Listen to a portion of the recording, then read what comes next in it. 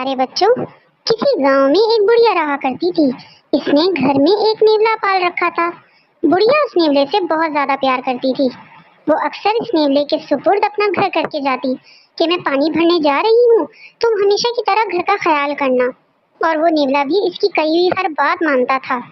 बुढ़िया के पास नेवले के अलावा इसका अपना एक छोटा नवासा था, जो कि अभी झूले में झूलता था।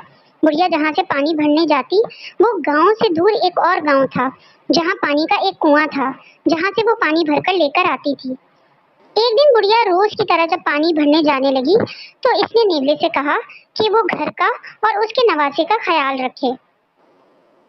और वो ये कहकर रोज की तरह पानी भरने के लिए चली गई। उसके जाने के बाद एक सांप बुढ़िया के घर की तरफ आ निकला। नेवले ने जब सांप को देखा, तो बच्चे को बचाने के लिए सांप पर झपट पड़ा और उसको मार मार कर बिल्कुल खत्म कर दिया।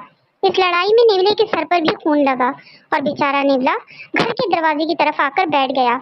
बुढ़िया जब पानी भर के घर के दरवाजे की तरफ आई, तो इसने देखा कि नेवला दरवाजे के करीब बैठा है और इसके सर पर खून लगा है। बुढ़िया समझी कि इसने इसके नवासे को नुकसान पहुंचाया है। इसी वजह से बुढ़िया ने पानी से भरा मटका इसको खींच के मारा, जिससे वहीं पर तड़पने लगा। बुढ़िया फौरन अंदर आई। उसने देखा कि इसका नवासा तो सही सलामत झूले में सो रहा है। हाँ, करीब एक मरा हुआ सांप पड़ा था। बुढ़िया सारी बात समझ गई। इसने जैसे ही जाकर नेवले को देखा, वो मर चुका था। बुढ़िया को बहुत अफसोस हुआ कि इसकी जल्दबाजी और गलत फैसले ने इसके प्यारे नेवले की जान ले ली। प्यारे बच्चों, हमें कोई भी काम करने से पहले जल्दबाजी नहीं करनी चाहिए।